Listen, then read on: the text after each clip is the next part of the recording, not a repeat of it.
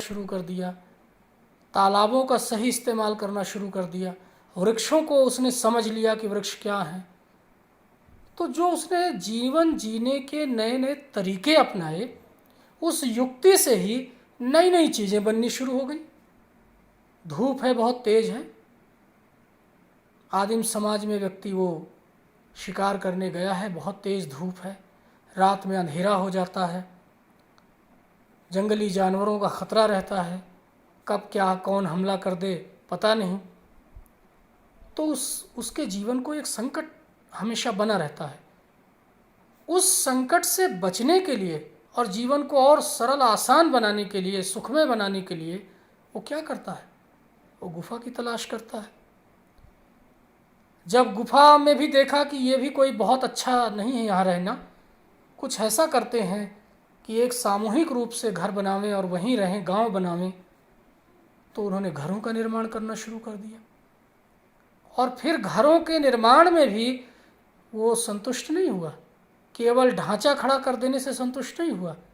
उसे लगा कि जब बनाना ही है और जिसमें हम रहते ही हैं, तो उसे क्यों ना थोड़ा कलात्मक बनाया जाए, उसकी रंगाई की जाए, उसकी पुताई की जाए, उसको पत्थरों से तैयार किया जाए, पत्थरों में तमाम तरह की चित्रकारी की जाए। तो देखिए आप, जीवन जीने की युक्ति में ही एक के बाद एक नई चीज़ें रची जाने लगीं और एक नए ढंग की संस्कृति तैयार होती दिखने लगती है। दूसरी जगह जहाँ जीवन जीने की युक्ति थोड़ी दूसरे ढंग की है, जैसे मान लीजिए सर्द इलाके हैं या बहुत गर्म इलाके हैं, वहाँ के घर और यहाँ के घर में अंतर आ जाएगा। वहाँ जीवन जीने का तरीका अलग है, वहाँ का संघर्ष अलग है, यहाँ का संघर्ष अलग है, किसी और जगह का संघर्ष और अलग होगा। तो उसके अनुसार एक नए ढांचे का घर बनता हुआ दिखाई पड़ेगा, नया जीवन का जीने का तरीका दिखाई पड़ेगा, और वही सब एक तरह से संस्कृति के रूप में हमारे सामने उभर कर सामने आ जाता है। तो जीवन जीने की युक्ति, जीवन जीने की प्रक्रिया में, तरीके में ही ये निहित है कि कोई नई संस्कृति का निर्माण होना अवश्यंभावी है, होगा ही। प्रत्येक जाति अपनी विशेषताओं के साथ इस युक्ति को निश्चित करती है, जो मैंने अभी बतलाया। यहाँ जाति का अर्थ जातियाँ नहीं हैं जिन जातियों के बारे में भारत में चर्चा होती है। यहाँ जाति का अर्थ है नेशन, राष्ट्र, वहाँ के रहने वाले लोग, वो चाहे कितने भी धर्मों के हों, उस पूरे नेशन के लोगों को जाति, एक जाति कहा गया। जातीय साहित्य, रामविलास शर्मा जी ने इसको बहुत लोकप्रिय किया था इस शब्द को। तो प्रत्येक जाति मतलब प्रत्येक देश के, राष्ट्र के रहने वाले लोग अपनी अपनी विशेषताओं के अनुसार, जो वहाँ उनकी आवश्यकताएं हैं, ज़रूरतें हैं, उनको ध्यान में रखते हुए इस युक्ति को निश्चित करते हैं कि उन्हें कैसे जीना है, क्या निर्माण करना है, कैसी संस्कृति को आगे बढ़ाना है, और उससे प्रेरित संस्कृति का विकास करते हैं। इस दृष्टि से प्रत्येक जन की अपनी अपनी भावना के अनुसार पृथक पृथक संस्कृतियाँ राष्ट्र में विकसित होती हैं, परंतु उन सबका मूल आधार पारस्परिक सहिष्णुता और समन्वय पर निर्भर है। ये वाक्य भी बहुत महत्वपूर्ण है प्रिय छात्रों। इसमें दो शब्द प्रयोग किए गए हैं जिनकी व्याख्या थोड़ी विस्तार से होनी चाहिए। पारस्परिक शब्द का अर्थ होता है मिलजुल करके, जहाँ जैसी परिस्थितियाँ होती हैं उसके अनुसार नई संस्कृति का निर्माण होता है, और कभी कभी एक ही देश में अलग अलग तरह की संस्कृतियाँ हो सकती हैं, लेकिन उनका जो मूल आधार है वो है पारस्परिक सहिष्णुता और समन्वय। पारस्परिक सहिष्णुता, एक दूसरे के साथ सहिष्णुता का भाव रखना। ये क्या है सहिष्णुता? अंग्रेजी में इसके बराबरी का शब्द आता है टॉलरेंस। ये तो शब्द है, लेकिन इसका भावार्थ क्या है? वो ये है कि मुझे कोई चीज़ भले पसंद ना हो, मान लीजिए मैं शाकाहारी हूँ, मुझे केवल शाकाहार ही अच्छा लगता है, और मेरे आसपास रहने वाला व्यक्ति मांसाहारी है, तो क्या करेंगे हम? वो मुझसे घृणा करे, मैं उससे घृणा करूं? क्या ये उचित है? नहीं, ऐसा बिल्कुल उचित नहीं है। ये असहिष्णुता है। ठीक है, मुझे पसंद नहीं है, लेकिन फिर भी मैं उसके मनुष्य होने और उसके खान पान व्यवहार का पूरा पूरा सम्मान करूँगा, क्योंकि ये धरती उसकी भी है। वो भी आपने पिछले लेक्चर में अच्छी तरह से देखा था। ये धरती का पुत्र वो भी है, धरती की पुत्री वो भी है। तो सहिष्णुता से ही कोई राष्ट्र आगे बढ़ता है। और दूसरा शब्द उन्होंने इस्तेमाल किया है समन्वय, मेल जोल। सहिष्णुता जब होगी तभी मेल जोल होगा। ये दोनों एक दूसरे के पूरक हैं शब्द। और जब हम असहिष्णु होंगे, बर्दाश्त ही ना करेंगे, उर्दू में इसे बर्दाश्त कहते हैं, बर्दाश्त करना, सहिष्णुता। और जब हम उसे बर्दाश्त ही नहीं करेंगे, टॉलरेट ही नहीं करेंगे, असहिष्णु बने रहेंगे, तो समन्वय कहाँ होगा, मिलन कहाँ होगा, मेल जोल कहाँ होगा। और भारत जैसे देश में इन दोनों चीज़ों की बहुत ज़्यादा आवश्यकता है। ये अनेक धर्मों का देश है, अनेक जातियों का देश है, अनेक भाषाओं का देश है, रंग रूप में भी अलग अलग तरह के लोग हैं यहाँ पे, लेकिन सबके बीच में, सबके मूल के आधार में, सबके मूलाधार में सहिष्णुता और समन्वय का भाव होना चाहिए। जितना ही ये भाव प्रबल होगा, उतना ही ये देश राष्ट्र बनता चला जाएगा और ये एक प्रबल राष्ट्र के रूप में दुनिया के सामने आ जाएगा। तो सहिष्णुता जीवन में होना आवश्यक है। बहुत सारी चीज़ें हमें पसंद नहीं होती हैं, लेकिन हमें इतना असहिष्णु नहीं होना चाहिए कि जो हमें पसंद नहीं है उसको हम क्षति पहुंचावें, या जो उस चीज़ का इस्तेमाल कर रहा है हम उसको नुकसान पहुंचावें। ये राष्ट्र होने का लक्षण नहीं है। ये तो मनमानेपन की बात है। तो ये ध्यान रखने की आवश्यकता है कि अलग अलग संस्कृतियां तो हो सकती हैं, लेकिन उनका जो मूल आधार है वो सहिष्णुता और समन्वय होना चाहिए। पहनावे में अंतर है।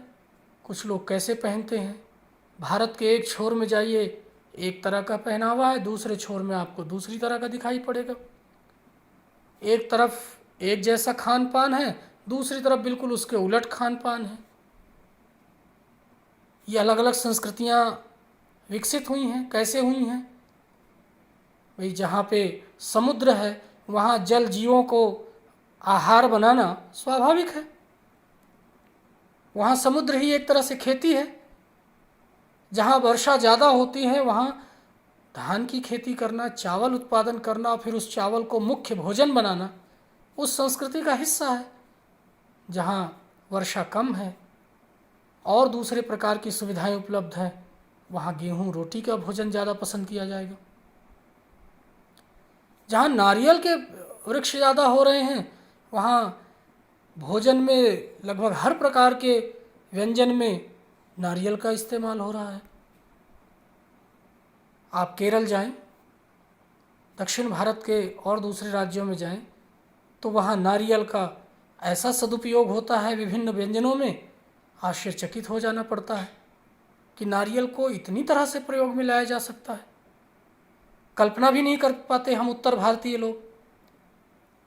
तो संस्कृतियों का विकास वहाँ की आवश्यकताओं के और जीवन जीने की युक्ति के आधार पर हुआ है, और वो थोड़ा अलग तो होंगी, लेकिन उनके बीच में जो सूत्र है, उनको सबको जोड़ने वाला जो धागा है, वो है सहिष्णुता और समन्वय। भले वो स्वाद, वो भोजन, वो पहनावा हमारे अनुकूल ना हो या हमें प्रिय भी ना लगता हो, लेकिन हम उसका अपमान नहीं कर सकते। वो भी राष्ट्रपुत्र और राष्ट्रपुत्री हैं, हम भी राष्ट्रपुत्र और राष्ट्रपुत्री हैं, हम इसी भूमि के संतान हैं। ऐसी स्थिति में सहिष्णुता और समन्वय हमारे लिए बहुत आवश्यक है। आगे देखते हैं। इसी बात को उन्होंने और विस्तार दिया है और बड़े ही रोचक उदाहरणों से समझाने की कोशिश की है कि जंगल में जिस प्रकार अनेक लता, वृक्ष और वनस्पति अपने अदम्य भाव से, अदम्य बिना कोई दबाव माने, मुक्त भाव से उठते हुए पारस्परिक सम्मिलन से अविरोधी स्थिति प्राप्त करते हैं। मिलजुल करके, मेल जोल के साथ, एक जंगल है, उसमें लताएं भी हैं, वृक्ष भी हैं, बड़े बड़े दरख्त भी हैं, तृण भी हैं, तृण तिनके भी हैं, सब तरह के पेड़ पौधे हैं वहाँ। लेकिन कोई पेड़ पौधा दूसरे को कुचल नहीं रहा है, उसे दबा नहीं रहा है। सब अदम्य भाव से अपनी अपनी स्थिति में अविरोधी भाव से एक दूसरे का विरोध किए बिना ऊपर उठ रहे हैं, अपना विकास कर रहे हैं। उसी प्रकार राष्ट्रीय जन अपनी संस्कृतियों के द्वारा एक दूसरे के साथ मिलकर राष्ट्र का निर्माण करते हैं, राष्ट्र में रहते हैं। मुझे नहीं लगता है कि इसमें कुछ भी अस्पष्टता है, आप समझ गए होंगे। बहुत ही चित्रात्मक उदाहरण दिया है। ये वासुदेव शरण अग्रवाल जी की जो शैली है वो आप देखें, लिखने का ढंग, अपनी बात को स्पष्ट करने के लिए उन्होंने कितना सुंदर उदाहरण दिया है एक जंगल का, जहाँ विविध प्रकार के पेड़ पौधे हैं, तृण हैं, बड़े वृक्ष भी हैं, छोटे वृक्ष भी हैं, जमीन से लगे हुए छोटे छोटे तृण हैं, पौधे हैं, लेकिन कोई किसी को कुचल नहीं रहा है। अदम्य भाव से बिना किसी दबाव के वो ऊपर उठ रहे हैं और अपनी अपनी स्थिति के अनुसार आगे बढ़ रहे हैं, ऊपर बढ़ रहे हैं। कह रहे हैं बिल्कुल ऐसे ही राष्ट्र की विविध संस्कृतियों के बीच भी होना चाहिए। राष्ट्र की विविध संस्कृतियां भी इसी तरह से अगर मिलजुल करके आगे बढ़ती हैं, अविरोधी भाव से, बिना एक दूसरे का विरोध किए, एक दूसरे का सम्मान करते हुए, तो वो राष्ट्र तो विकास की यात्रा पर आगे बढ़ ही जाएगा। दूसरा उदाहरण दिया, वो आप देखें, वो भी बहुत रोचक है। जिस प्रकार अनेक प्रवाह, जल के अनेक प्रवाह नदियों के रूप में मिलकर समुद्र में एक रूपता प्राप्त करते हैं, न जाने कहाँ कहाँ का जल इकट्ठा होकर नदी में पहुँचता है, और अनेक तरह का जल पहले नदी में पहुँचता है, और फिर अनेक नदियाँ उस सारे जल को अपने अंदर धारण किए हुए कहाँ जा पहुँचती हैं? समुद्र में। और जब वो समुद्र में मिल जाती हैं तो उनका जो अलग अलग स्वरूप रहता है वो विलीन हो जाता है और केवल एक रूप दिखाई पड़ता है, वो है समुद्र के जल का। प्रयागराज में आप जाएं तो वहाँ आप देखेंगे कि गंगा की धारा कुछ उज्जवल है और यमुना की धारा कुछ श्यामल है, हल्के गहरे रंग की है, और फिर जाकर के दोनों मिल जाती हैं और कुछ किलोमीटर जाकर के वो दोनों धाराएं एक जैसी हो जाती हैं। तो अलग अलग रंगों वाली, जो अलग अलग जल को धारण किए हुए जो तमाम नदियां हैं, उनकी परिणति जाकर कहाँ होती है? समुद्र में। ऐसे ही ये विभिन्न संस्कृतियां, विभिन्न नदियां हैं, और ये जो राष्ट्र है ये समुद्र है।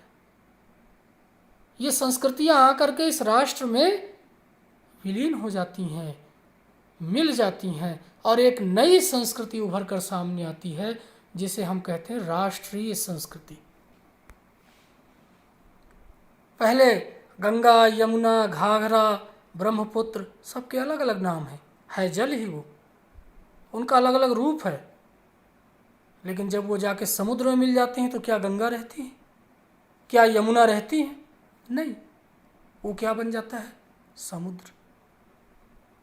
ठीक उसी प्रकार से अनेक संस्कृतियां भारत में हैं, दुनिया में हैं, लेकिन हम अपने भारत का अगर उदाहरण दें तो अनेक तरह के जीवन जीने के तरीके हैं, पहनावे हैं, खान पान है, रहन सहन है, भाषा है, बोली है, लेकिन जब वो भारत के इस भाव से युक्त हो जाती हैं, उनके अंदर जब ये भाव गूंजता है कि हम भारतीय हैं, तो वे सारी संस्कृतियां मिल करके एक राष्ट्रीय संस्कृति, एक भारतीय संस्कृति का निर्माण कर लेती हैं।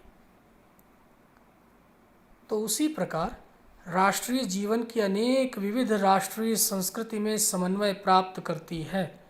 अब इससे अधिक और विश्लेषित करके क्या कहा जा सकता है? आपके सामने ये चित्र उभर कर सामने आ ही गया होगा प्रिय छात्रों, कि जैसे जंगल में तमाम पौधे हैं, वे एक साथ मिलकर आगे बढ़ते हैं, और जैसे विविध नदियाँ जाके समुद्र में मिल जाती हैं और फिर समुद्र का रूप धारण कर लेती हैं, न वो गंगा रह जाती है, न यमुना, न ब्रह्मपुत्र, वो रह जाता है समुद्र। ठीक उसी प्रकार से अनेक संस्कृतियों वाला देश जब एक भावना से ओतप्रोत हो जाता है तो उसकी केवल एक संस्कृति रह जाती है, और वही भारतीय राष्ट्रीय संस्कृति हो जाती है। समन्वय युक्त जीवन ही राष्ट्र का सुखदायी रूप है। जितना ही सुंदर समन्वय होगा उतना ही राष्ट्र सुखदायी होगा, उसका स्वरूप उतना ही सुंदर बनेगा, निखरेगा। और जितना ही आपस में विरोध होगा, विरोध कहीं भी हो, घर में हो या बाहर हो, उतना ही वो स्वरूप विखंडित दिखाई पड़ेगा, बिखरा हुआ दिखाई पड़ेगा। साहित्य, कला, नृत्य, गीत,